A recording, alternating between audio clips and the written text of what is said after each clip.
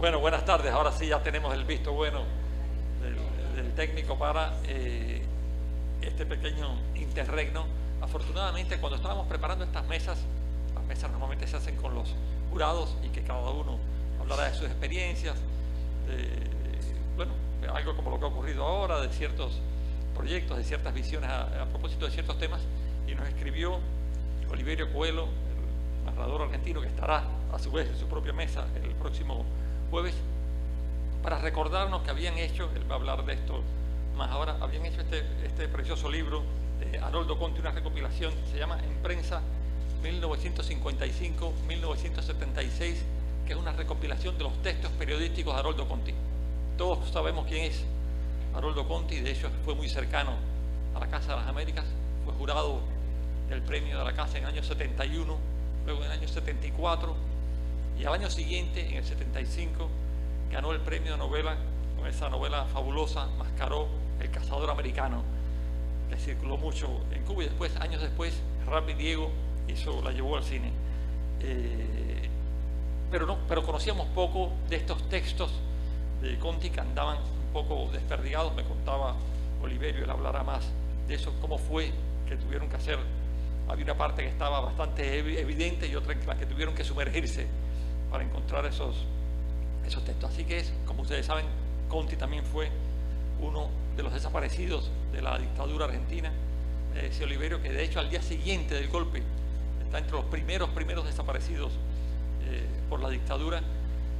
Conti aparece de cuando en cuando, además, de maneras indirectas, porque ustedes saben, recordarán que escribió una carta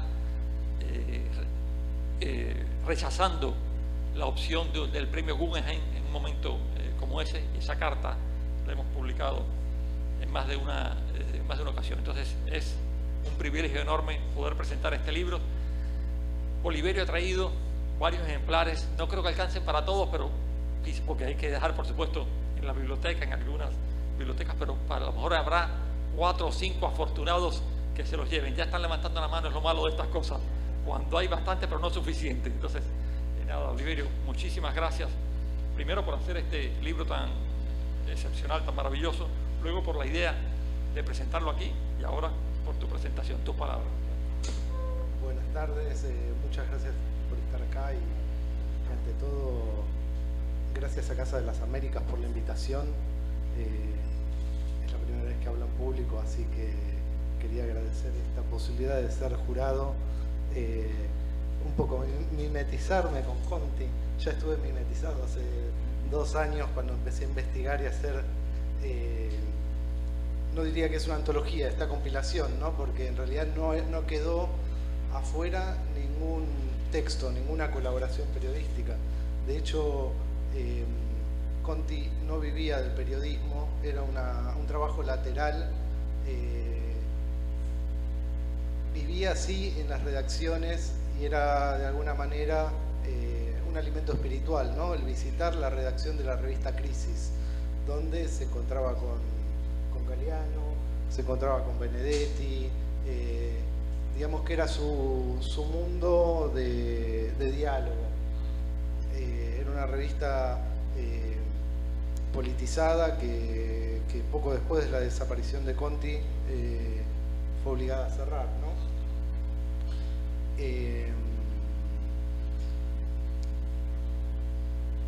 La posibilidad de que un libro así se hiciera y circulara libremente en Argentina, cuando digo circular libremente es que los ejemplares se reparten gratuitamente, se dio porque Ediciones Bonaerenses, que es una editorial pública dependiente de la provincia de Buenos Aires, optó por esa política, que los libros que editamos lleguen a todas las bibliotecas públicas, bibliotecas populares, secretarías de cultura, universidades. Después en la Feria del Libro también repartimos ejemplares. Digamos que apuntamos a que cualquiera tenga acceso al libro, ¿no? Que es algo con lo que creo que Conti habría estado muy de acuerdo.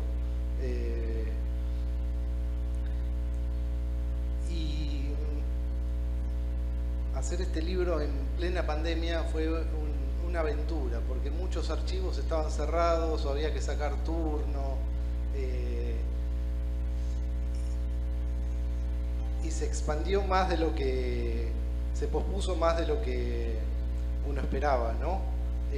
Pero finalmente los textos secretos, esos textos ocultos que esperamos encontrar, porque una buena parte de la obra periodística de Conti es la que salió en la revista Crisis y es la más conocida.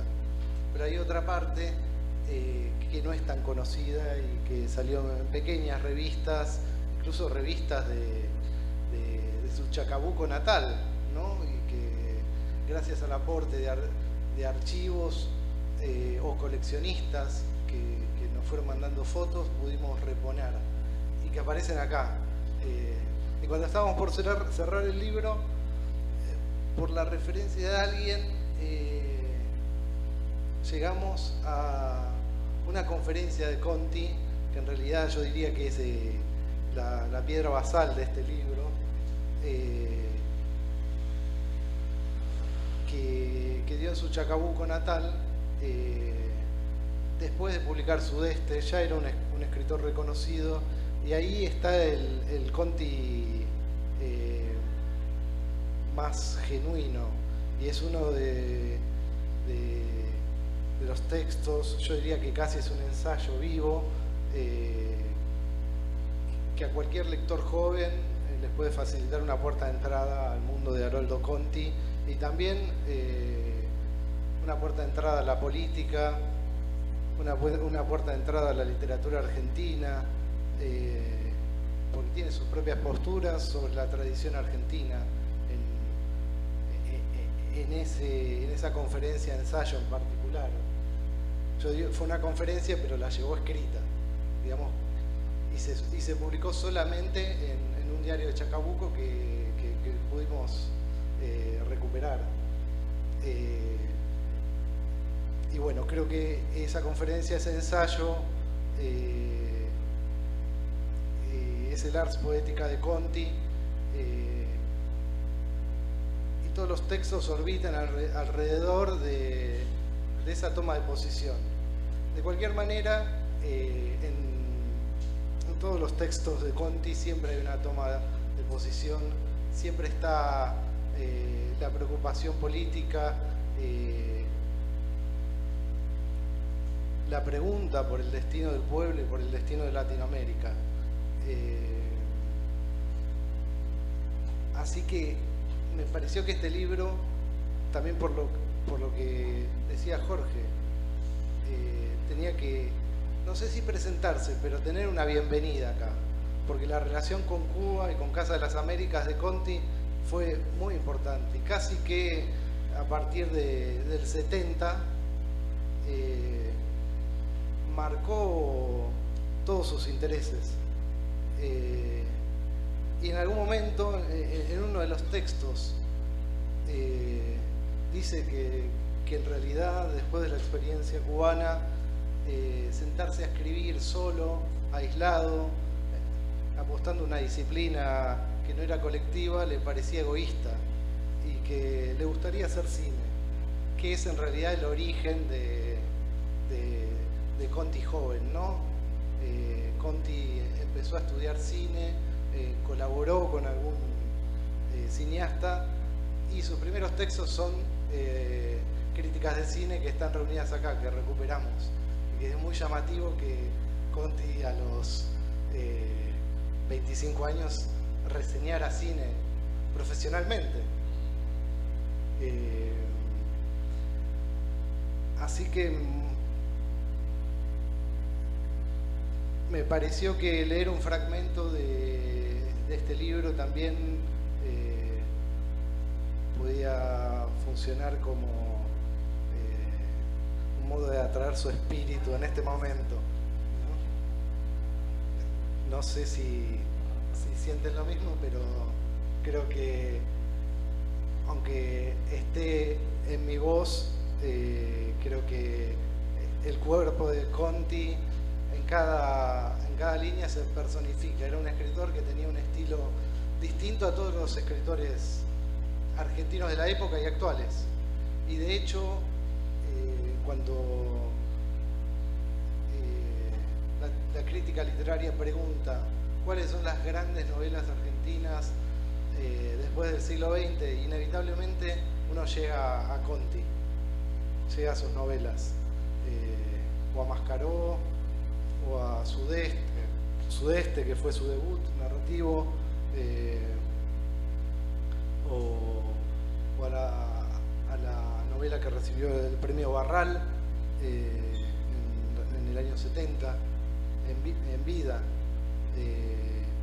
Son todas novelas que tuvieron gran relevancia en el campo literario argentino, pero por distintas circunstancias creo que no se transformó en un escritor latinoamericano del boom, ¿no? Vale preguntarse por qué, pero es un escritor de culto y seguirá haciéndolo, y bueno, creo que siempre que busquemos novelas argentinas del siglo XX vamos a volver a Conti, y es un escritor que permanentemente en Argentina MC reedita, y es por alguna razón. No es que cada 2 meses lo reedita, pero siempre está en las librerías Haroldo Conti. Siempre la generación de lectores se renueva.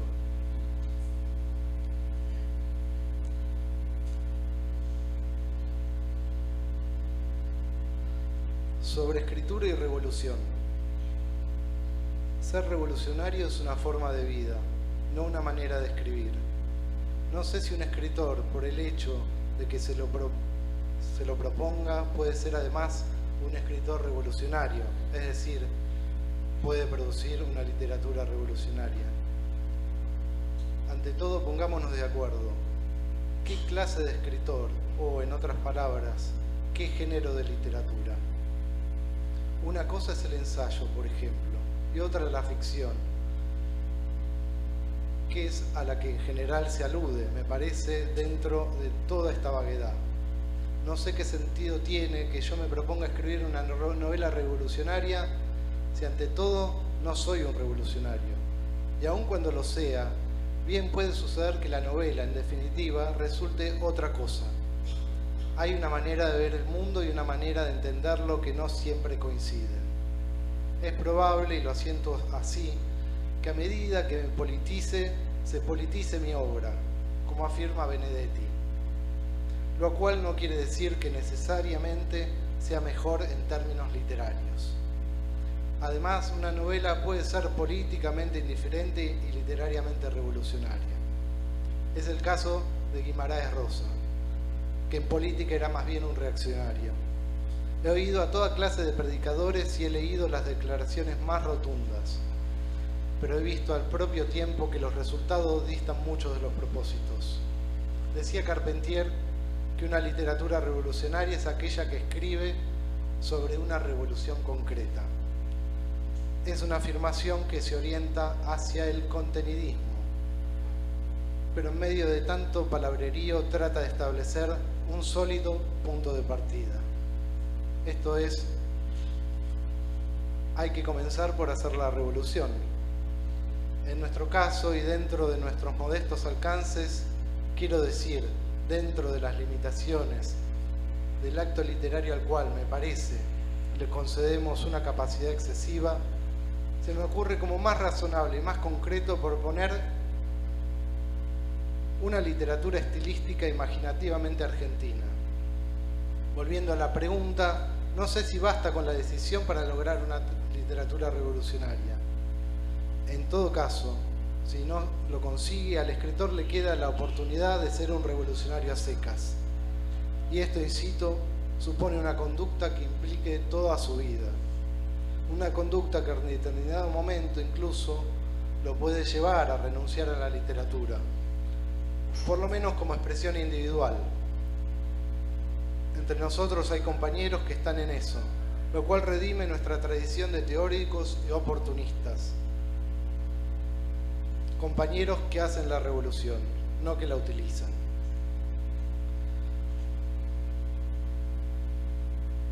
voy a leer un párrafo más sobre la experiencia cubana.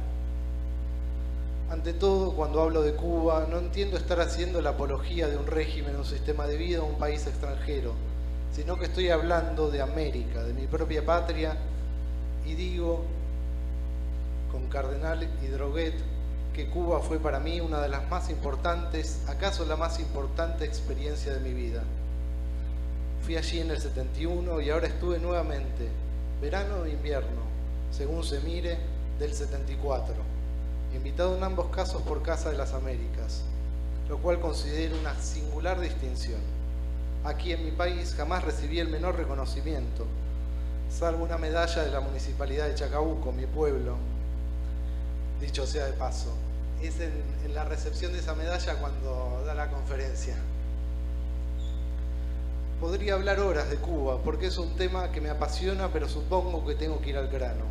Dos cosas deseo destacar y son las que en resumen, al repasar aquella experiencia, quedan como más evidentes para mí. Primero, aquella sociedad de los compañeros está basada en el respeto y el amor al hombre.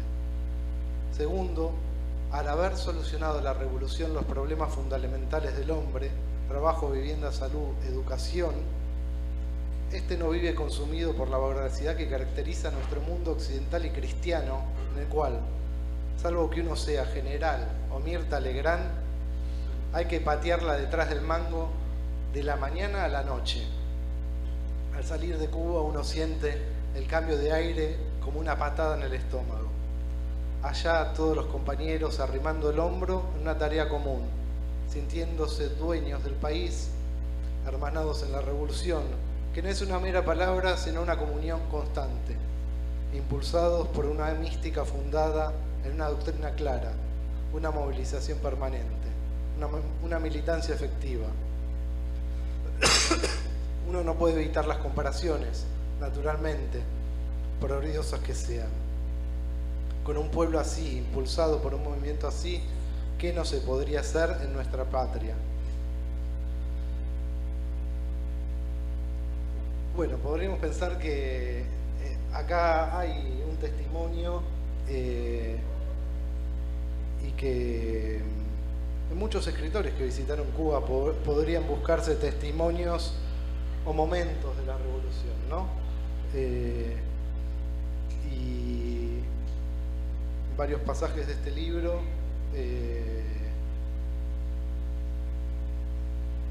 Conti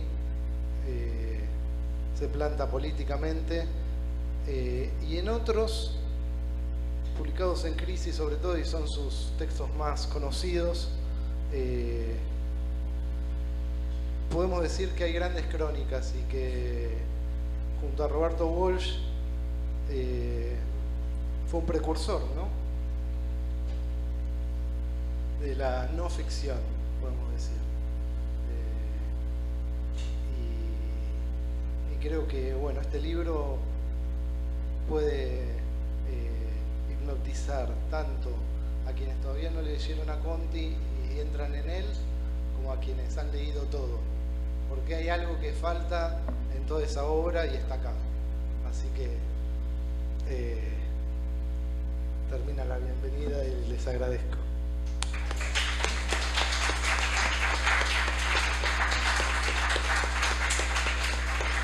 Bueno, muchas gracias, Oliverio Coelho. Primero por hacer el libro, obviamente, y luego por traerlo y presentarlo. Hay que ser razonable, no podemos poner a tirar el libro al aire aquí porque se va a formar. Entonces dejaremos, bueno, por supuesto, algunos ejemplares para la biblioteca de la casa y vamos a ver ahorita cómo repartimos, sí, puede ser una rifa. Bueno, pero ahora tenemos una cosa más. Sí. Antes que nada, quería también agradecer al director de la editorial, Guillermo Korn, que fue el propulsor de este libro y el que de alguna manera en su rol de investigador, bibliotecario, un poco me orientó en las búsquedas. Creo que fue clave. Es un libro que si fue posible fue gracias a él, ¿no?, a Guillermo Korn, que dirige Ediciones Bonaerenses y que esperemos que siga por mucho tiempo. Gracias por la precisión. Luis Laya quiere decir algo brevemente, por favor, porque ahora viene una presentación de un poemario.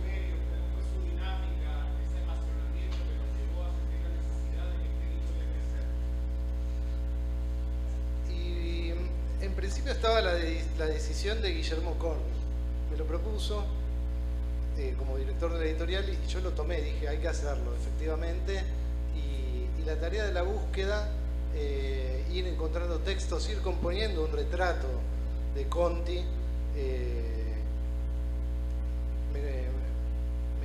me tomó completamente, ¿no? Dije, este es un libro que puede ser un libro que dure en el tiempo, un libro de referencia. Y fue una dinámica larga porque estábamos en pandemia